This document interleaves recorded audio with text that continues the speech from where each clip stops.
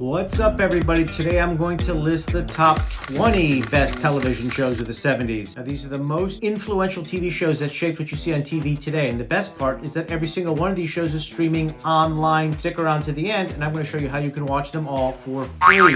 Now, before we get started, I need you to go ahead and hit the like button. As I always say in every one of these videos, the more likes a video gets, the more likely the YouTube algorithm will recommend this video to someone else. As a thank you for giving this video a like, here's your picture. Okay, so now let's get started. Now, normally I make these top 10 lists, but this is my favorite decade for TV, and I really just couldn't pick 10, so here is 20. Number 20, Good Times. It was a story of an African-American family in the 70s that was a window into America. The black culture, their love, their struggles. It was a great show, and as JJ put it was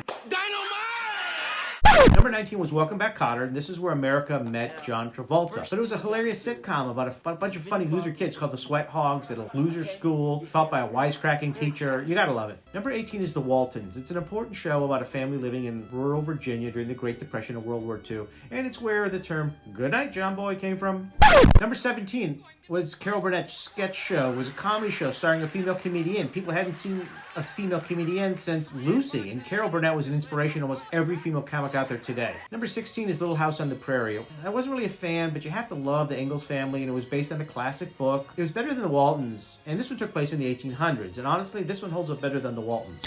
Number 15 was The $6 Million Man. That was so much money back then, and then here comes this story about a man with bionic body parts who becomes a secret agent. I mean, you gotta love early sci-fi TV. Number 14 was Sanford and Son. Who would have guessed the story of a man who lived at the junkyard could connect with audiences? But Fred Sanford was so funny, you'd tune into him just to see what he'd say next. That's because they're Jewish. See, and every Friday night they do something religious. So is that what we gonna do? Something religious? Number 13 was Laugh-In. Now, Laugh-In premiered in the late 60s, but it had its heyday in the 70s. And shows like this and Hee Haw, you know, and all these comedy sketch shows became like a forefront of television back in the 70s. Very interesting.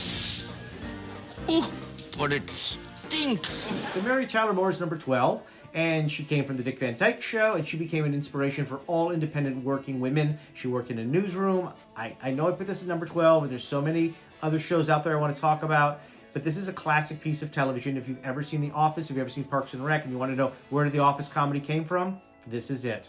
Number 11 is The Love Boat. Love Boat was such a great idea. Each week, people would go on a cruise ship, and then they'd work out their problems, and they'd fall in love, and everything was happy at the end. By the way, Fantasy Island, which was the show that followed this, basically followed the same pattern. We need to make more shows like this today. Number 10 is The Rockford File. Not my favorite, but it's a detective crime-solving show. I think it's sort of the early Law and Order or CSI procedural. And along those lines, number 9 is Hawaii Five-0, a police procedural set in Hawaii. You probably know that show because they remade it and it's on the air today. And number 8 is The Jeffersons, one of my favorite sitcoms. And unlike a guy who's at a junkyard, this is about a successful businessman living in a high-rise in New York. It was a spin-off from All in the Family, which we're going to get to soon. Number 7, Marcus Welby. Now here's another show that's not my favorite, but it's hugely influential as a show because it has a lead character that's a doctor and it takes place in a hospital. I honestly think TV doctors change the perception of medicine today. And this is the guy who grandfathered all that in. Number 6, get ready, Soul Train. It was a black American Bandstand, and notice I didn't put American Bandstand on the list. It's because Soul Train did more to expose all kinds of music to America and all kinds of dancing to America than Bandstand did. Watch a rerun today and you'll see that it still works. Wish you love him. Pete and... Now, number 5 is Brady Bunch. Okay, these last 5 could all be ties for number 1, so I had to put Brady Bunch somewhere, and here it is at number 5, which leads me to number 4. Also could be number 1. MASH, a comedy about the horrors of the Korean War. This was a hard sell to America, but it's how you know Americans are smart people. They got the layers of this. Number 3, Happy Days. And besides being, of course, the precursor to shows like Laverne and Shirley and Mork and Mindy, it was a great show about life in the 60s, made in the 70s. Hey! Number 2, All in the Family. Told you it was coming back. A great show. You couldn't really make it today because it's about a lovable bigot that, you know, basically hated African Americans and Puerto Ricans all moving into his neighborhood. But it was just great writing. Okay, so if All in the Family is number 2, what's number 1? Well, it's actually not a show. It's a miniseries, Roots. Roots was the story of slavery in America, and it was one of the most watched television shows and events ever.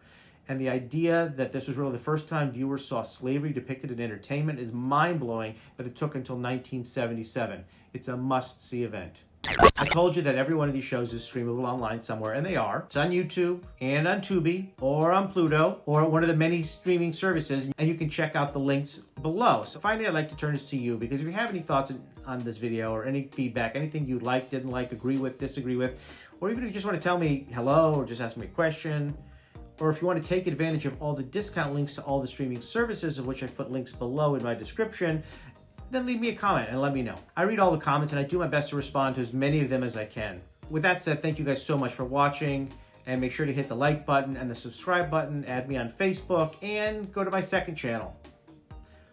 I post there every day, so if I'm not posting here and you want to see a brand new video from me every single day, then make sure to add yourself to that. Thank you again, and thank you so much for watching, and until next time, and if you can't wait till next time, check out another video right here.